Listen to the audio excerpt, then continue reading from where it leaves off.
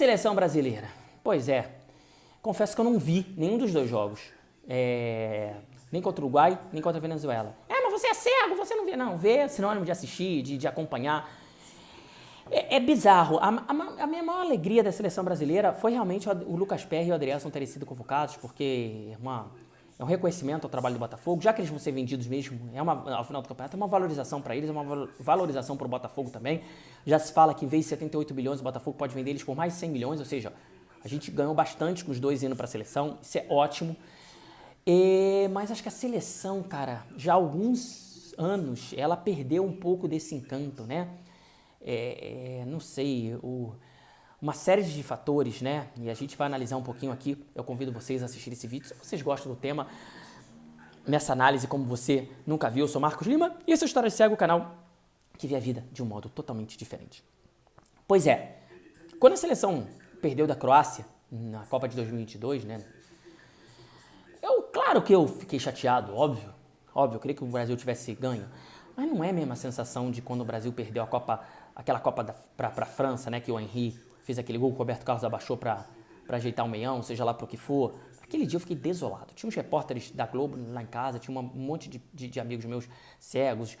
O Esporte Espetacular estava fazendo uma matéria sobre como os cegos assistem a Copa do Mundo. A matéria nem foi ao ar, de tanta decepção que foi. A gente foi eliminado, né? A gente tinha o Quadrado Mágico, o Ronaldo, Fenômeno, o Gaúcho, o Kaká, o Adriano. O Brasil tinha um time muito bom e foi eliminado. Naquele dia eu fiquei triste.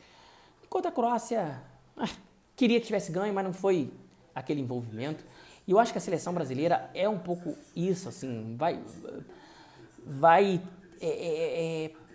passando, né? É quase como se fosse um segundo time, que se ganhar tá ótimo, se perder também não faz grande diferença. Foi um pouco isso que eu senti quando o Brasil jogou com o Uruguai e com a Venezuela. Eu não assisti as duas partidas, eu também não assisti a partida contra o Peru, ou seja, nas eliminatórias eu só assisti a partida contra a Bolívia, que o Brasil jogou bem, ganhou de 5-1 e tudo mais, não obstante a fragilidade da Bolívia. E eu vou apontar aqui alguns fatores que eu acho que contribuíram para esse sentimento meio blasé, meio de tanto faz com a seleção brasileira. E aí vocês elencam aí e dizem se eu tô certo ou se eu não tô certo, se faz sentido ou se não faz sentido. Eu vou tentar não dizer em ordem de importância, né? Porque é difícil, são coisas subjetivas, né? Mas eu acho que o Brasil tá perdendo um pouco a identidade com o torcedor, né? Não é de hoje que os jogadores jogam fora do país, né? Que a maior parte deles jogam fora. Mas, por exemplo, Romário na Copa de 94, ele jogava no Barcelona, né? O Bebeto na Copa de 94 jogava no La Coruña. O Ronaldo na Copa de 2002 também jogava fora do Brasil, na Inter de Milão.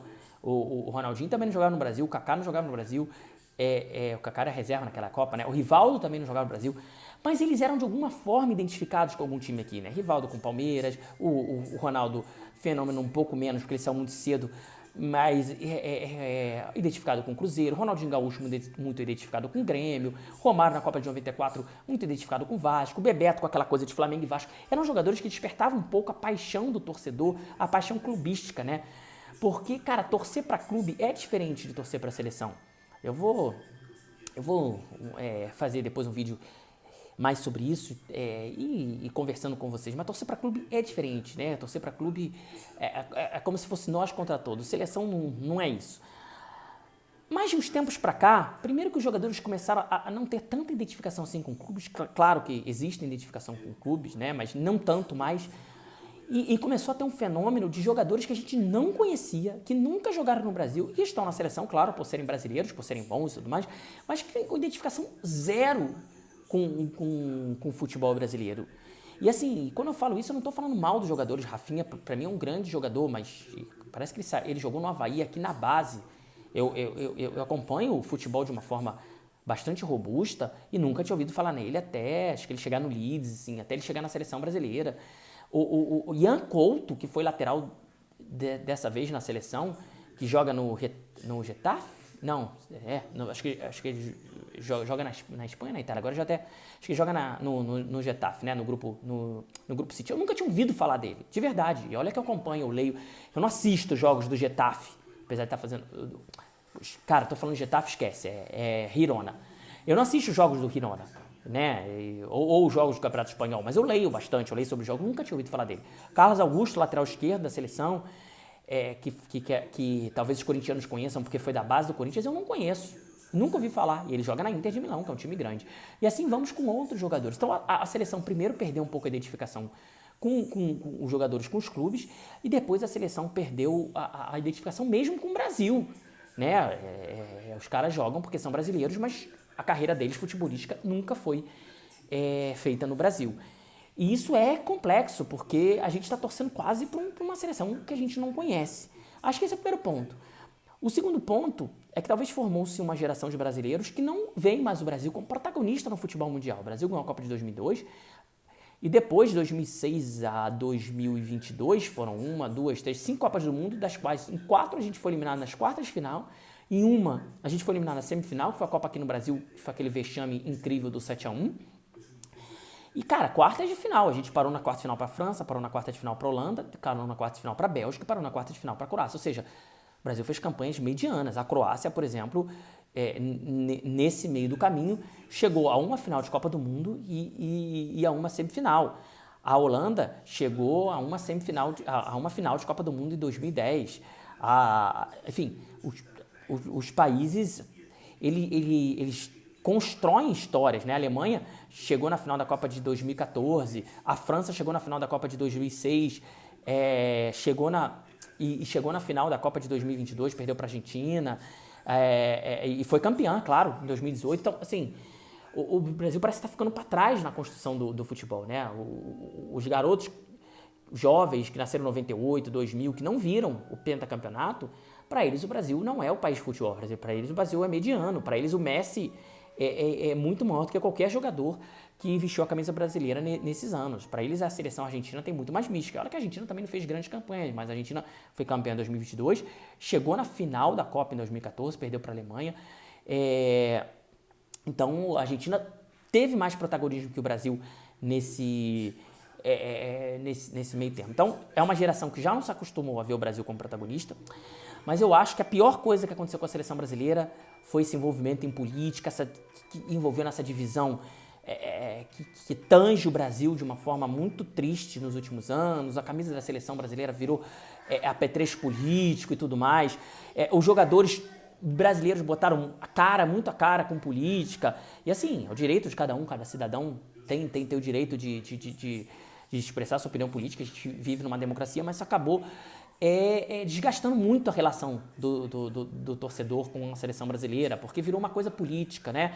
O Neymar também é uma figura muito divisiva. O Neymar, que é o grande jogador da nossa geração, é uma figura muito divisiva pela coisa da política, mas também por vários outros envolvimentos fora de campo, polêmicas, coisa de imposto, tudo mais. Então, assim, muita gente não gosta de torcer para a seleção por conta dos jogadores da seleção não serem jogadores que despertam paixão, que despertam carisma. Claro, o Neymar tem muitos fãs, mas ele também tem muita gente que não gosta do Neymar e que não quer que o Neymar brilhe na seleção ou que a seleção ganhe, porque vai ser mais uma coisa para o Neymar. Então, o Neymar em vez de ser um cara que agrega, que aglutina como o Messi na Argentina, o Messi aglutina na Argentina. O Neymar desagrega no Brasil. E não é só culpa dele, né? A gente tem uma exposição midiática muito grande, ele tem bastante participação, muitas vezes ele parece mais preocupado com fora de campo do que dentro de campo, né? Esse ano, com a cirurgia que ele vai fazer agora, com a lesão dele, ele só jogou 17 partidas, 4, se não me engano, 4 foram pela seleção brasileira, ou seja, em clubes ele jogou muito pouco. Ele aparece mais na manchete pelo que ele faz fora de campo, e alguns podem falar que ele é perseguido, que não sei o quê. Beleza, seja o que for, ele está em muitas polêmicas e isso atrai divisão para a torcida. E por fim a CBF, né? A CBF envolvida em todo tipo de escândalo e tudo mais, a CBF também não atrai a simpatia de muita gente. Muita gente chama a seleção brasileira de seleção da CBF. Então acho que esses 4 conjuntos de fatores, uns mais, outros menos, isso inclusive varia de pessoa para pessoa. Para algumas pessoas, algum desses fatores pode ser muito mais preponderante que outros, faz com que o torcedor se afaste um pouco da seleção brasileira. Já não é a mesma coisa torcer para a seleção brasileira, e eu nem sei se vai vir a ser. Eu não sei se é só questão do Brasil ganhar uma Copa do Mundo ou voltar a jogar muito bem. Eu não sei se tem solução, né? Esse futebol internacional também do jeito que está, ele tira um pouco do ineditismo dos confrontos, né? Antigamente a gente ia conhecer jogadores na Copa, né? Eu lembro na Copa de 94, Stoichkov, tudo bem, jogava no Barcelona, mas não passava tanto campeonato espanhol. O Raj, que a gente conheceu na Copa de 94, os jogadores da Nigéria. Agora a gente chega na Copa, a gente já conhece todo mundo. A gente já viu os jogos do Modric 1000 vezes, a gente já viu os jogos do De Bruyne, a gente já viu os jogos... Então isso acho que desgasta um pouco também essa relação com seleção. E o próprio fato da gente ver esses jogadores muitas vezes, ele traz o lado de que muita gente no Brasil se identifica com esses jogadores. Ah, eu gosto do Modric, eu gosto do De Bruyne, eu gosto do Messi, eu gosto do Cristiano Ronaldo.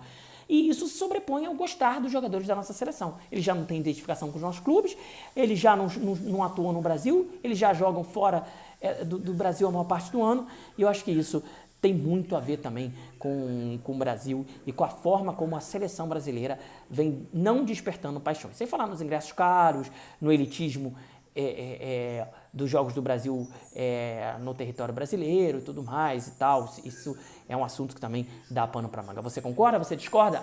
Brasil, seleção como essa você nunca viu e nem eu. Tchau, tchau.